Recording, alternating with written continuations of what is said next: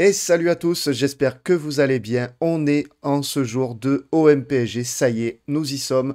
On va pouvoir se frotter à notre meilleur ou notre pire ennemi, ça dépend comment on l'appelle, on peut choisir les deux.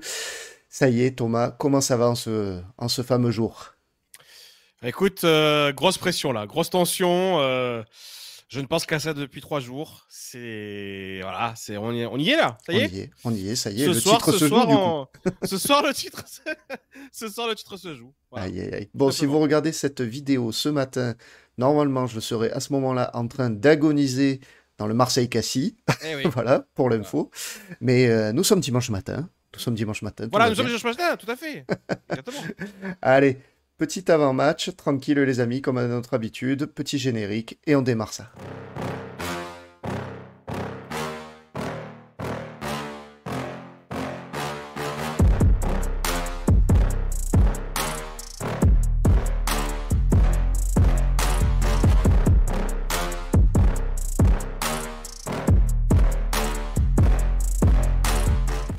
Alors les amis, au sommaire, vous allez tout savoir avant ce choc de la 9e journée de Ligue 1 au MPSG. On va faire un point sur les conférences de presse des deux entraîneurs, donc de Luis Enrique et de Roberto De Zerbi. On va parler des groupes, des absents, des joueurs incertains. On va parler de notre adversaire, le PSG, donner quelques clés du match, un petit 11 qu'on a l'habitude de construire. Et enfin, on terminera par les pronos de la tribune olympienne. Les amis, voilà, un avant-match complet qui vous attend encore une fois sur cette vidéo. Alors Thomas, petit point sur les conférences de presse. On va commencer avec Roberto De Zerbi. Qu'est-ce qui s'est passé et qu'est-ce qu'il a pu dire de spécial, notre petit Roberto, durant sa conférence? J'ai un titre déjà, oui, dans la Provence. Il est écrit il a dit donc on doit se préparer à vaincre n'importe quelle équipe. Donc grosse ambition de la part de Roberto De Zerbi. Ça me plaît. Tu vois. Ah, Ça, j'aime entendre ce genre de choses quand même. Non, bah, on en parlait. C'est vrai que j'étais curieux de voir un peu cette conférence de presse. Et je suis content parce que, il n'a pas fui les questions, il n'a pas fui les questions, il n'a pas fui les réponses non non. plus. Il a été cash, il est cash sur ses ambitions. Moi, j'aime beaucoup cet état d'esprit. Il a clairement dit, si, on n'a pas l'ambition de gagner ce genre de match, beh, il faut pas signer à l'Olympique de Marseille. Voilà, c'est bien! C'est bien un discours comme ça, C'est c'est vrai, clair, ça net et change de précis. discours de loser. Oui, on n'est pas les favoris, machin, ici et ça. Après, certains nous reprocheront de dire: «Oui, vous vous emballez, machin, patin couffin», mais si tu t'emballes pas pour un PSG, et la possibilité de revenir à égalité avec Paris, tu t'emballeras plus jamais. Donc, il faut s'emballer. Donc, Roberto, qu'est-ce qu'il nous a dit? Des choses assez intéressantes. Déjà qu'il avait encore des petits doutes par rapport à son 11 de départ. Ouais, Voilà. Il hésitait encore sur certains éléments. On imagine que ça va être les latéraux, à mon avis, hein. Il doit y avoir encore de sérieux doutes par rapport à ça. Il y a une question qui a été posée sur Greenwood. Il a dit qu'il attendait beaucoup, beaucoup de lui, plus encore. Ce qui est intéressant parce que ça montre que voilà, il ne se satisfait pas non plus de ce qu'il fait, ouais, ce qui est déjà il très monte bien. d'un cran sur l'exigence et c'est pas plus Et mal. là, c'est au MPSG, Tout à fait. on attend Mason Greenwood. Ouais, C'est assez clair. Il a donné son avis sur Luis Enrique, parce qu'il a été questionné. Alors, Luis Enrique, l'entraîneur de Paris, hein, tout à fait. en disant que voilà, il avait beaucoup de respect pour son travail, etc., et que c'était un excellent entraîneur. Après, il y avait aussi notamment un des éléments dont on a parlé aussi lors de notre dernier live, c'était l'équilibre à trouver face à Paris, notamment par rapport à la possession, parce qu'il a dit, à un moment donné, très intéressant, il a dit: «Je veux qu'on ait la possession», mais en même temps, il sait très bien que Ça va être en face, compliqué. ça va être compliqué. Il va avoir aussi Paris va avoir aussi la possession, et que il va falloir gérer tout ça. Il se moque aussi un petit peu totalement de l'historique négatif contre Paris, c'est-à-dire le nombre de défaites qu'on a pu avoir. D'accord. Apparemment, on lui avait dit, tu sais, ça fait depuis tel nombre de matchs qu'on gagne plus. Il a dit: «Non, mais je veux même pas savoir, je m'en fous. Moi, ce qui compte, c'est le prochain match». Voilà. C'est vraiment, il est dans la culture là vraiment de l'instant, de se dire voilà, moi, je veux vraiment, je L'importance, m'en on le fous disait de quand même, hein, d'avoir des éléments au club, justement, qui sont pas marqués frais. du saut un petit peu de ces défaites face à Paris. Exactement, voilà, des éléments très, très frais. Il a dit aussi qu'il adorait évidemment son groupe, hein, voilà, qu'il était vraiment fan de son groupe. Après, c'est vrai qu'il a essayé aussi un petit peu de dédramatiser la situation, dans le sens où il a dit que dimanche, ça reste 3 points et que peu importe le résultat, à la fin du match, le championnat ne s'arrête pas. C'est-à-dire que si on gagne, on n'est pas champion, mais si on perd, on n'est pas non plus Tout à largué. fait. Donc, voilà, il a essayé aussi un petit peu de recontextualiser un petit peu tout ça. Une question il lui a été aussi posée sur Adrien Rabiot, parce que c'est vrai qu'Adrien Rabiot, c'est un des personnages centraux de ce match. Il a dit, écoute, écoutez, moi, je vais laisser gérer Adrien Rabiot sur son avant-match, parce que c'est vrai qu'on lui a demandé est-ce qu'il allait un petit peu appuyer sur le fait du sentiment de revanche ou pas. Ouais. Il a dit non, pas du tout, c'est à lui de gérer. Donc, tu vois, c'est bien, chacun se gère, quoi. Donc, c'est très, très bien. Et puis, il a quand même aussi dit à la fin de sa conférence de presse que voilà, c'était un petit peu compliqué aussi au niveau d'un point de vue physique par rapport notamment aux nombreuses trêves qu'il a pu avoir. Voilà, c'était pas simple. Il n'a pas pu avoir notamment les joueurs quand il voulait. Notamment, il a reparlé de Carboni, voilà, qui était parti en sélection et qu'il aurait aimé pouvoir garder comme il a pu faire avec Rabiot et qu'il était content d'avoir pu garder Rabiot lors de la dernière trêve.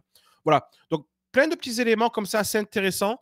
Il a notamment aussi dit évidemment que Paris était une grosse équipe et que ça allait être un match difficile, mais voilà, c'était bien. Les questions étaient pour une fois, j'ai envie de dire, Ouais, c'est ce qui est ressorti quand même de ces conférences. assez intéressantes. Voilà, donc pas mal d'éléments à retenir de sa conférence de presse. Bon, très bien, merci. Et concernant Luis Enrique, du coup, alors une phrase là aussi qui est ressortie, c'est parce que lui aussi, il a été interrogé sur le travail de Roberto De Zerbi, et a priori, bah, voilà, il a des éloges également pour l'entraîneur marseillais en disant que c'est un entraîneur passionnant et que voilà, du coup, il apprécie lui aussi le travail que peut réaliser Roberto De Zerbi. Bon, ça, rien de bien particulier, j'ai envie Pas de de te dire. surprise. Ouais, Pas de voilà. surprise. Est-ce qu'on a d'autres choses que l'on peut noter par rapport à ce qu'a dit Luis Enrique sur Non, mais sa Luis Enrique, conférence? il a surtout mis en avant le fait aussi qu'il y avait de la concurrence, voilà. Ouais, Notamment au milieu de terrain. C'est vrai qu'on lui a beaucoup reproché le fait, par exemple, de ne pas avoir titularisé Vitinha lors du match contre le PSV, mais il a dit ouais, mais c'est la concurrence. Il y a des choses que vous voyez pas à l'entraînement que moi je vois. Donc ça laisse planer aussi peut-être un peu le doute par rapport à sa compo contre nous. Est-ce que Vitinha sera titulaire? Je pense quand même qu'il sera titulaire, mais voilà, c'est vrai qu'en face aussi, il y a des des petits doutes, notamment sur le poste de numéro 9. Est-ce qu'il ouais. va mettre Lee, Lee ou est-ce qu'il va mettre Colomboigny? C'est ouais. pas tout à fait les mêmes profils. Voilà, donc il y a plein d'interrogations par rapport à son 11, donc ça sera intéressant de voir ce que ça va tomber. Allez, très bien. On va passer au groupe en présence sur ce match. Et pour cela, ben, on va basculer sur un petit site internet, hein. On va basculer sur Flash Score, pardon, qui nous dit, bon, sans surprise, que du côté de l'Olympique de Marseille, effectivement, c'est surtout Carboni le principal absent. À noter quand même, parce que ça n'apparaît pas, vu qu'il est Merlin, incertain, c'est Merlin, bien entendu, qui toujours risque incertain. voilà, de ne pas jouer cette rencontre. Côté parisien, toujours Hernandez, Kimpembe et Ramos qui sont absents, sans surprise là non plus. On peut Non. considérer que les groupes sont quasiment au complet en fait, hein, Oui, finalement. voilà, si on enlève les blessures de longue date, Merlin, il y a toujours les certitudes. Voilà, vraiment, c'est vraiment incertain. Il s'est entraîné Ouais, avec les jeunes cette semaine. Je pense pour refaire un petit peu de courses à haute intensité, etc. Maintenant, on verra. Je pense qu'il peut être dans le groupe quand même, hein. À mon avis, il peut être dans le groupe. Titulaire, non, je crois pas, mais en tout cas, dans le groupe, parce que voilà, ça reste un joueur qui peut apporter. Donc voilà. ok, très bien. On va parler de notre adversaire maintenant. On va parler du Paris Saint-Germain. On va évoquer un petit peu bah, les aspects du début de saison qui entourent le Paris Saint-Germain et notamment le fait que pour le moment, dans le jeu, c'est pas encore ce qui était attendu, on va dire, du Paris Saint-Germain, notamment en Coupe d'Europe. C'est quand même un parcours pour le moment assez décevant, Ah, c'est le moins que l'on puisse dire. on peut dire même très décevant. Voilà, Si pour eux, hein, vraiment on bien se place, entendu. bien sûr, si ouais, nous on est content, mais si on se place vraiment de leur côté, c'est vrai que ce match nul contre le PSV est quand même une sacrée contre-performance, surtout à domicile. Ils n'ont pas existé à Arsenal, ils ont gagné très difficilement contre Girone. Ouais. Donc pour le moment, en Ligue des Champions, c'est vraiment pas terrible. Et j'ai envie de te dire, même en championnat, il y a des matchs nuls un peu, voilà.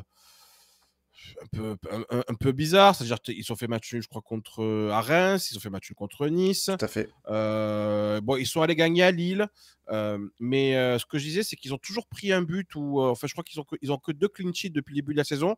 C'était contre Montpellier et c'était contre Gérone. Voilà. Sinon, tous leurs matchs, ils ont au moins pris un but. Donc ça montre quand même une certaine fragilité qu'ils peuvent avoir défensivement. Après, offensivement, c'est une équipe évidemment dangereuse. On va évidemment parler de Bradley Barcola parce que Eh oui. c'est l'élément aujourd'hui qui a pris le relais, j'ai envie de te dire, limite un peu de Mbappé. Pas dans les mêmes sphères non plus, mais c'est quand même. Je ne m'attendais pas à un si bon début de saison de sa part, en tout cas. Voilà, Ouais. c'est vrai que il est très très fort, très très bon. Il a vraiment franchi un cap là cet été. Donc ça va être un élément très important à suivre. Il va falloir vraiment le surveiller de très très près. Et c'est vrai qu'on a aussi de l'autre côté Dembélé. Évidemment, alors Dembélé, c'est tout feu tout flamme. C'est ça, il y a le talent, mais il y a aussi la maladresse quand même. Ça peut être tout ou rien. Après, contre nous, il a toujours eu tendance à être très très bon. Ouais. Donc voilà. Et puis leur milieu de terrain aussi quand même qui a surveillé. Il va y avoir une vraie bataille au milieu de terrain. Hein. Ça va être très très costaud. Et d'où le fait de voilà, je pense qu'ils vont vouloir avoir de la possession parce que c'est un milieu de terrain qui existait par le biais de la possession. Bien sûr. Que ce soit Vitinha, Raul Neves ou Zaïre Emery par exemple, ce sont des mecs qui existent vraiment s'ils ont le ballon. Ouais. S'ils doivent commencer à courir, là, ça peut être autre chose. Donc, c'est pour ça qu'il va y avoir un vrai combat par rapport à dans ce match. Il y a plusieurs choses aussi qui sont reprochées au Paris Saint-Germain depuis le début de la saison, et notamment le fait, la tactique de Luis Enrique de jouer sans réel avant-centre avec un faux numéro 9, voire carrément pas d'attaquant du tout. Pas d'attaquant du Ça, tout. c'est hyper, hyper original, j'ai envie de dire. Et puis, c'est énormément critiqué. C'est quelque chose qui est énormément critiqué dans les médias depuis le début de la saison, notamment j'écoute RMC souvent, et effectivement, ça ressort beaucoup dans les débats. Il y a aussi la question de la défense du Paris Saint-Germain. Tu l'évoquais juste avant. Il y a eu très peu de clean sheet finalement. Ils encaissent des buts. Donc, on est quand même sur une défense qui peut être fragile du côté du Paris Saint-Germain. Et c'est un des motifs d'espoir aussi de l'Olympique de Marseille, finalement. Bien sûr. C'est une défense qui. Quand tu vois sur le papier, la défense, déjà, ils ont 2 latéraux quand même très, très offensifs, hein, avec Ouais. Nuno Mendes et Hakimi. Donc, évidemment, Hakimi, c'est notamment un garçon qui peut être aussi très dangereux offensivement. Hein, on l'a dit. Il se projette énormément, mais en contrepartie, du coup, défensivement, il ne peut pas être non plus de partout. Marquinhos est toujours là, mais Marquinhos, moi, c'est un joueur.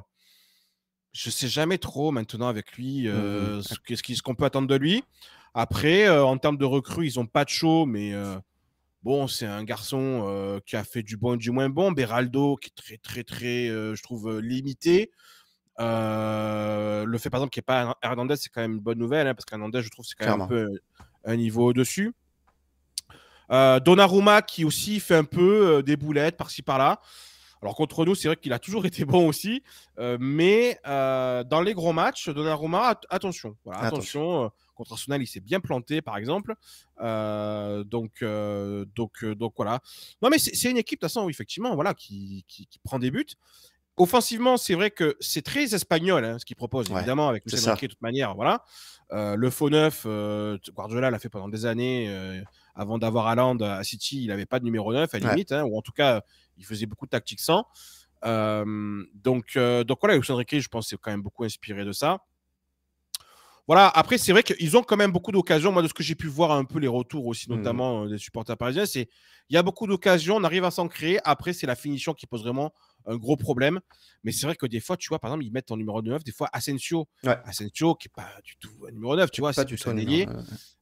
Donc, ils n'ont pas cet attaquant. Il avait avec Gonzalo Ramos qui s'est pété. Qui ne revient pas d'ailleurs pour le match contre nous, et ça c'est une bonne nouvelle parce qu'il avait marqué la saison dernière. Mais voilà, c'est vrai qu'ils n'ont pas cet attaquant là, voilà, ils n'ont pas ce tueur devant les cages, donc voilà. Après, ça dit aussi que le danger peut venir de partout chez eux, hein, donc c'est un peu différent. Ça peut faire penser un peu, si on doit faire un parallèle, avec ce qu'on avait nous à l'époque de Tudor. Oui. C'est-à-dire une équipe, finalement, il y avait Sanchez, mais rappelez-vous le nombre de buteurs différents qu'on avait. C'est vrai. Voilà, c'est un peu Tout le la monde même pouvait chose. marquer. Voilà. On va parler des clés de ce match, on va donner nos clés de ce match, et c'est marrant parce que tu évoquais justement la situation de Donnarumma, et pour moi, les gardiens vont être l'une des clés de ce match. J'avais envie de parler d'autre D'accord. chose un petit peu, de ce que l'on fait d'habitude, on parle beaucoup des joueurs de champ, mais c'est vrai que je pense que sur ce genre de rencontre, un grand gardien, eh ben, ça peut te faire basculer un match. Un grand gardien, ça peut te faire gagner des points, et jusqu'à présent, Geronimo Rulli, notre super Géro, nous a fait gagner des points. Alors là, il apparaît pas sur les photos, bien, mais c'est pas grave. Euh, pour moi, ça va être vraiment un élément déterminant parce que on va subir des occasions, on va subir de grosses occasions forcément à un moment dans ce match, vu l'état de nos défenses respectives, hein, je parle, hein, que ce Oui. soit de l'OM ou du Paris Saint-Germain, il va y avoir des occasions des deux côtés. Donc du coup, pour moi, le rôle des gardiens va être hyper important sur ce match.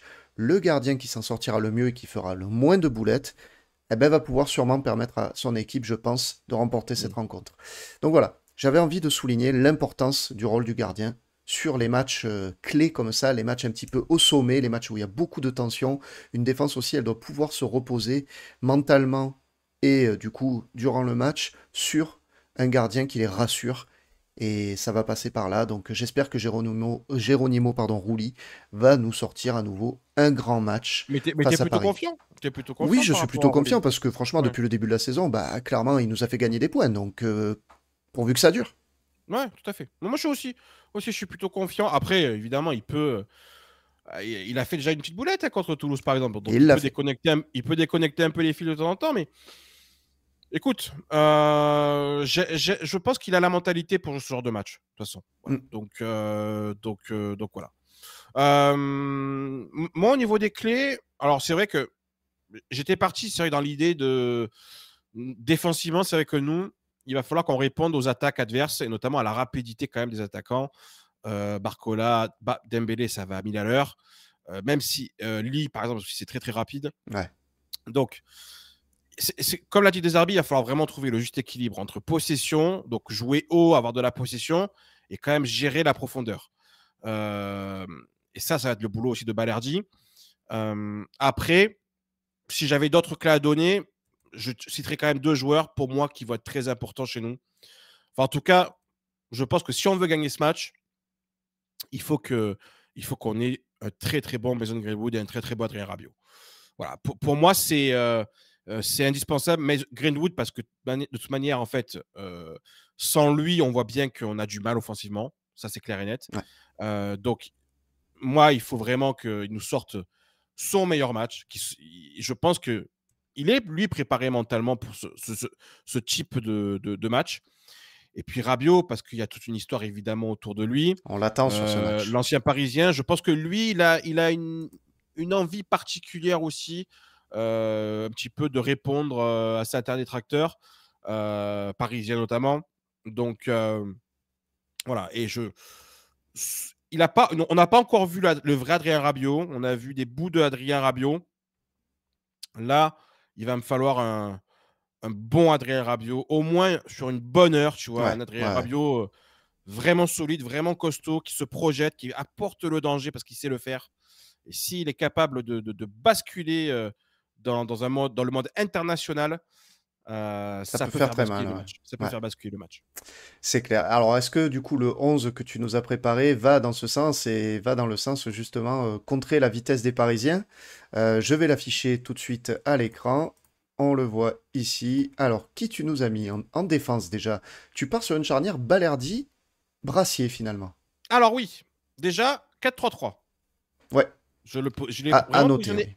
exprès. Je garde le 4-3-3 parce que je pense que Aubière va avoir un vrai aussi rôle important si notamment Paris joue avec un faux neuf, ce qui risque d'être le cas. Aubière, il va, je pense, quand même beaucoup aider défensivement dans cette tâche. Ah oui, oui, c'est ce que je Après, soulignais dans la dernière tribune OM, ouais.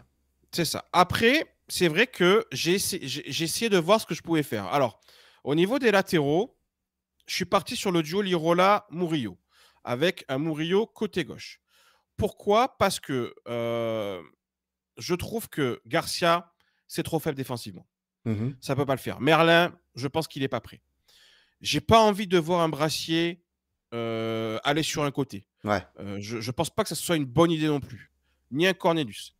Rongier, pareil. Je pense que sur la rapidité, c'est pas forcément là où il sera encore plus le à meilleur. gauche. Encore plus à gauche. Même à droite, tu vois, c'est Ouais, ouais, ouais. compliqué.